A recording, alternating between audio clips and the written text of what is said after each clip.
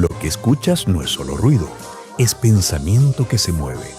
Esto es Comunicarte. Cultura en diálogo en Radio UNIAC. Y ya estamos partiendo nuestro último bloque de este Comunicarte del lunes y ahora recibimos a Danilo Bermúdez, subdirector de diseño instruccional de la Vicerrectoría de Educación Online de UNIAC. Él además es maestro en educación, con mención en informática educativa, diseñador instruccional certificado online por Learning Consortium y especialista en estándares de calidad y learning. ¿Cómo estás, Danilo? Bien, Antonella, a mí gracias por la invitación. Bueno, quizás lo primero sería contar que UNIAC fue pionero en la educación online. Muchísimo antes de la pandemia, ¿cierto? Y que está certificado a nivel internacional con la certificación OLC. Te voy a preguntar qué significa eso y también preguntarte cómo se han ido adaptando a los tiempos, y no estoy hablando solamente de los tiempos tecnológicos, sino también a los tiempos de los estudiantes. Claro. Lo primero, sí, evidentemente UNIAC, para toda la comunidad debemos estar súper orgullosos porque hacia el año 2008 se construyó el primer programa full online en Chile. Se hizo aquí en la universidad y fue el programa de ingeniería comercial, ¿sí? En ese entonces tenía otro nombre que ya no recuerdo, pero fue el primer programa en Chile full online y se hizo aquí en la universidad. De ahí, evidentemente, ha pasado por unas, digamos, diferentes líneas en las que cada vez ofrecemos más programas en semipresencial, cada vez ofrecemos más programas en online. Y esto ha permitido precisamente que como comunidad vayamos construyendo algo distinto, ¿no? Ahora nosotros estamos acá en una labor gigante, no estamos aún certificados con OLC, pero sí tenemos una membresía con esta organización. El Online Learning Consortium es una organización internacional sin ánimo de lucro que tiene su sede en Estados Unidos y que básicamente lo que hace es certificar y emanar una serie de estándares de calidad en educación online. Dentro de esos estándares, pues, ¿qué está? Obviamente, ¿qué es lo que debe haber dentro de un aula? ¿Cómo debe ser esa ruta de aprendizaje? ¿Cómo deben ser las prácticas de los docentes con sus estudiantes, ¿no? El Online Learning Consortium viene siendo últimamente precisamente un gran referente en materia de educación en línea. ¿Por qué? Porque tienen centros de desarrollo, porque tienen centros también de posibilitar la transformación digital de las universidades con rapidez, ¿sí? Ellos hacen un seminario y un congreso anual que es de muy buena envergadura, en el cual precisamente muestran avances en todo sentido, avances en cómo se intenta la educación en línea en el mundo, ¿sí?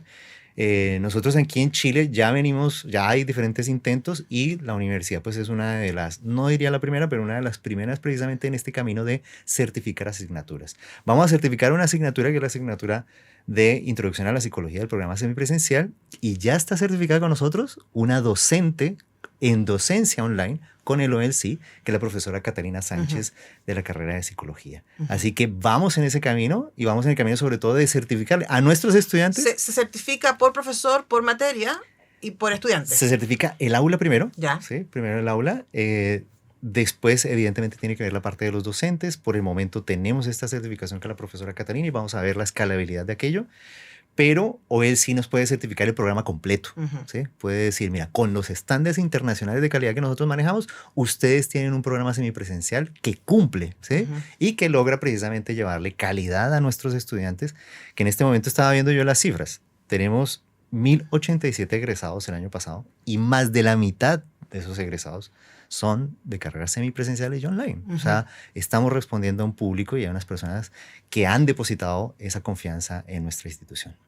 Ahí me surgen dos preguntas, Danilo. La primera tiene que ver con esta idea de entender que uno no puede hacer clases online como hacen las clases presenciales. Yo creo que a todos los que estábamos haciendo clases el 2020 nos pasó que, bueno, tienes que pasarte y era ok. Y básicamente yo hice las mismas clases que tenía.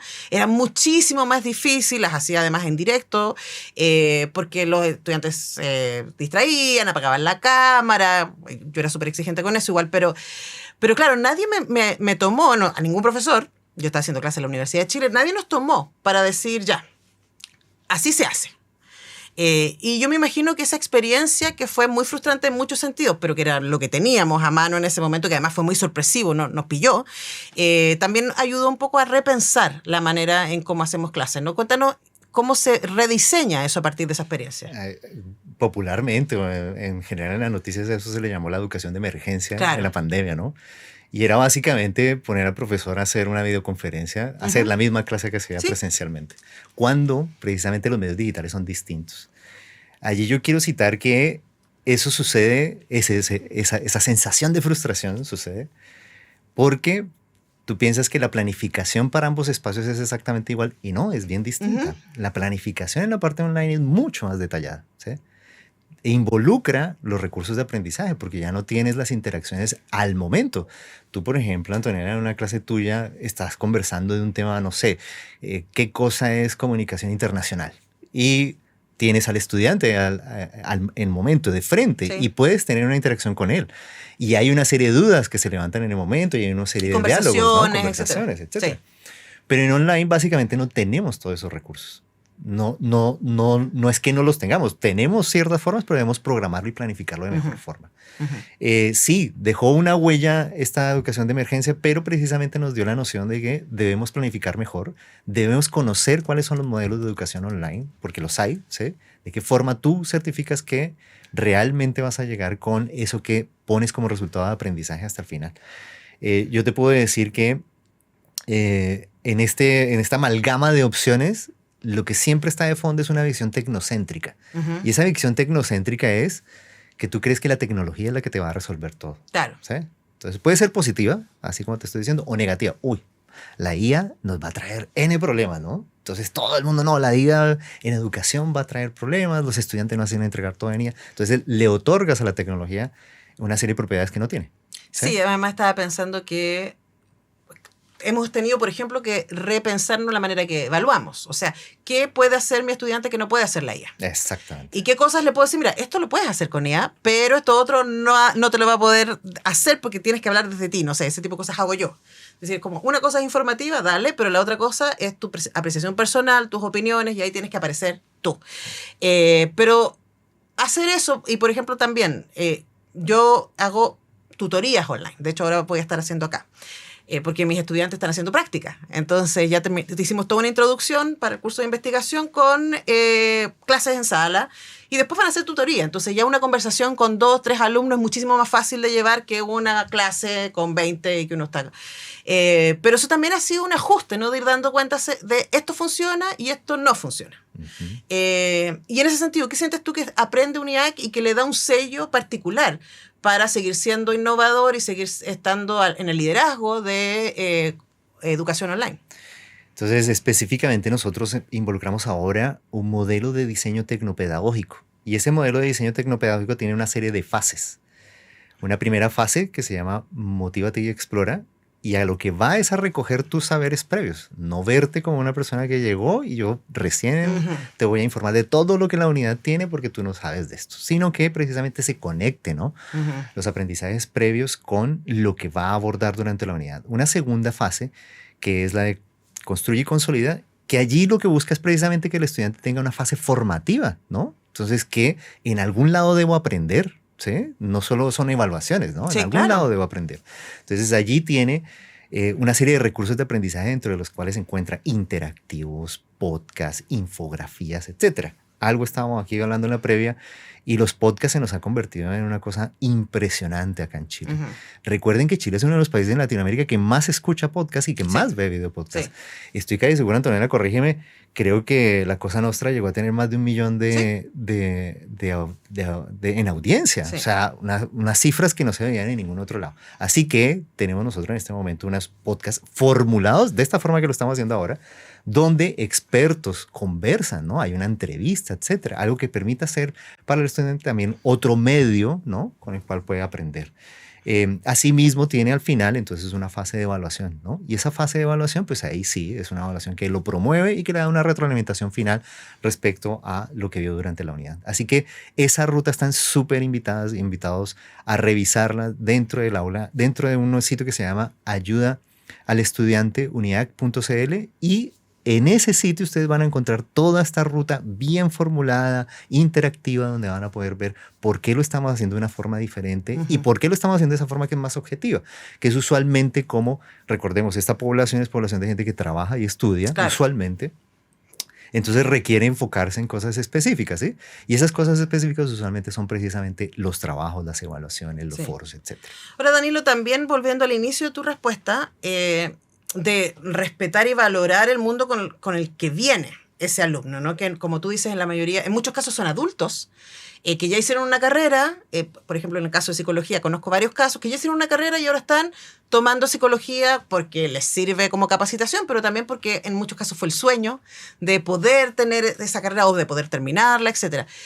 Y ahí quería preguntarte, yo sé que UNIAC es muy particular, pero quizás también puede identificarse otras comunidades educativas. ¿Cuál es el mundo de cómo son los alumnos de semipresencial y online? Evidentemente tenemos una población que es mayor objetivamente mayor en edad a la población presencial, ¿sí?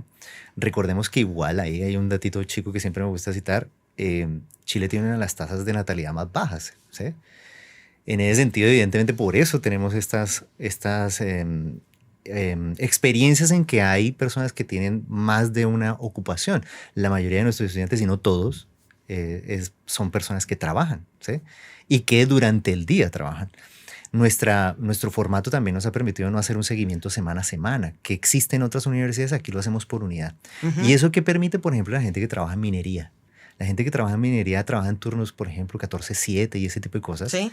que le hace imposible, ¿sí?, estar semana por semana conectado, ¿sí? Claro. Entonces nosotros le estamos dando a través de este modelo la oportunidad de hacer sus trabajos, elaborar, revisar los recursos, aprender, etcétera, en un plazo que es más acorde de pronto a estas realidades, ¿no?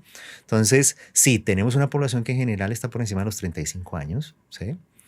En el que hay muchas mujeres, la población es mayoritariamente, un poco mayoritariamente de mujeres, evidentemente por el hecho de que también tienen que compatibilizar la parte de la familia, ¿no? Sí, allí también El está mandato saliendo. sigue siendo que la familia es Exacto. responsabilidad de la mujer cuando no debería.